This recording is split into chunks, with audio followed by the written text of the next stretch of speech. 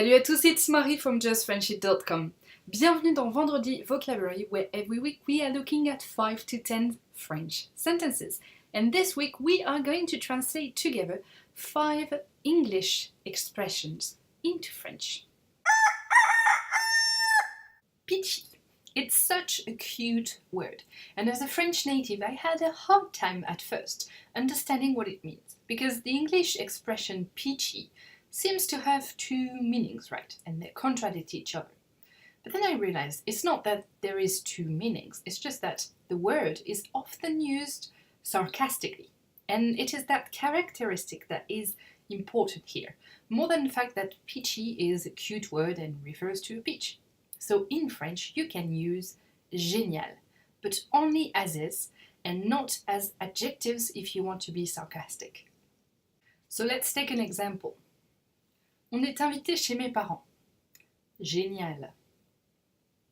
You hear that? On est invité chez mes parents. Génial. We are invited to my parents. Peachy. Smart cookie. Yeah, I kind of like cute expressions. Peaches and cookies, I'm all in. A smart cookie is someone, well, smart, right? You use it within sentences.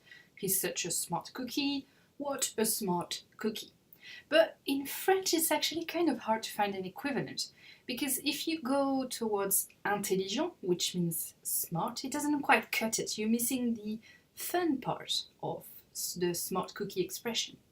And if you use the word malin, it's an okay version, but it's not exactly that. Someone that is malin is not necessarily smart, as in intelligent. So here's what I suggest you use instead. Génie. Génie. Because not only you can use it in pretty much all the places you would use smart cookie, but also it's conveying the same idea with a sense of fun, minus the origins of the word cookie here, but you know, can be all of it. Let's take another example. C'est un génie. He's a smart cookie. You could say that when you are referring to someone. C'est un génie. Il est génial, c'est un génie. A go-getter. This is a typical example of a word that really only makes sense in English, especially in American English, because achieving something, being an achiever, is something that is more important in American culture than in French culture. We like to take things slow, it's pretty well known, and achieving something is not necessarily the goal. So a go-getter can't have a really good exact translation in French, but there's similar equivalent. You could say une personne qui réussit, someone who is achieving, but you know, it's a bit too long, not complete enough to really be a translation. We're missing the action-driven part of a go-getter. So what I suggest you use is un fonceur, une fonceuse, which is someone who quite literally charges at something. So let's take a look at it within a sentences. A go-getter, un fonceur, une fonceuse. So fonceuse for women, fonceur for men. Il part en Australie? Quel fonceur! Il part en Australie? Quel fonceur! He's going to Australia? What a go-getter! When life gives you lemons. When life gives you lemons. Now if you're saying quand la vie te donne des citrons to a French person, I guarantee you'll make a confused person out of him or her. But it's such a handy sentence to have, right? And to say, a bit like the French c'est la vie. Although it is impossible to translate this if you want to keep the bitter part of this phrase.